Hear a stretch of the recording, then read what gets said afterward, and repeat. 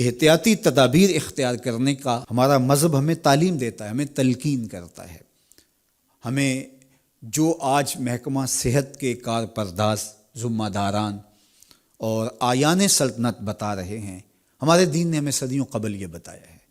ہم دن میں 5 مرتبہ وضو کرتے ہیں اور بار بار اپنی صفائی کا لحاظ اور خیال رکھتے ہیں۔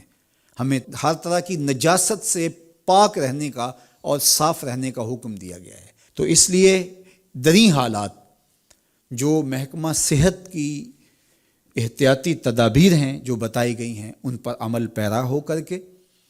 اور پورے حزم و احتیاط کے ساتھ اپنا خیال رکھتے ہوئے، اپنے اطراف میں بستے ہوئے لوگوں کا خیال رکھتے ہوئے ہم اپنی زندگی کے شب و روز بسر کریں اور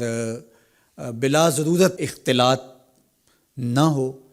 جہاں ضروری ہو وہ ایک امر آخر ہے۔ اور دوسری بات یہ ہے کہ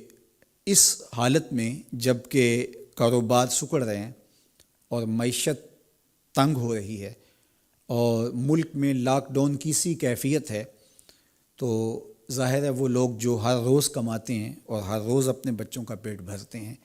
ان کے لیے مشکلات سب سے زیادہ ہیں۔ ایک تو بیماری کا خوف اور دوسرا اپنے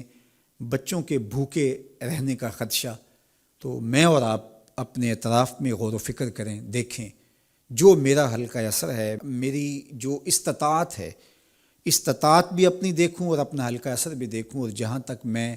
اپنے دائرے میں رہ کے کر سکتا ہوں، جہاں تک آپ کر سکیں، انسانیت کی خدمت کیجیے اور لوگوں کی ڈھارس بندھائیے، لوگوں کو حوصلہ دیجیے، اللہ کی طرف رجوع کیجیے۔ اللہ تعالیٰ اس بیماری سے، اس وبا سے، اس ابتلا سے، اس آزمائش اور اس کڑے امتحان سے ہمیں نجات عطا فرمائے اور اس وبا کو بہت جلد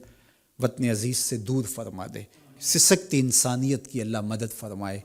اور اس وقت جو دکھے ہوئے حالات ہیں، اللہ تعالیٰ اپنے کرم سے سکون اور طمانینت پیدا فرمائے اور خیر کی راہوں کا ہمیں مسافر رکھے۔ کثرت کے ساتھ استغفار کیجیے۔ حضرت سیدنا عمر رضی اللہ تعالیٰ عنہ فرماتے ہیں کہ آسمان سے کڑکتی ہوئی بجلیاں بھی اتر رہی ہوں، جو استغفار کر رہا ہو اللہ اس کو محفوظ فرمائے گا۔ حضرت امام شافعی فرماتے ہیں کہ وبا کے لیے میں نے تسبیح سے بہتر کوئی وظیفہ نہیں دیکھا۔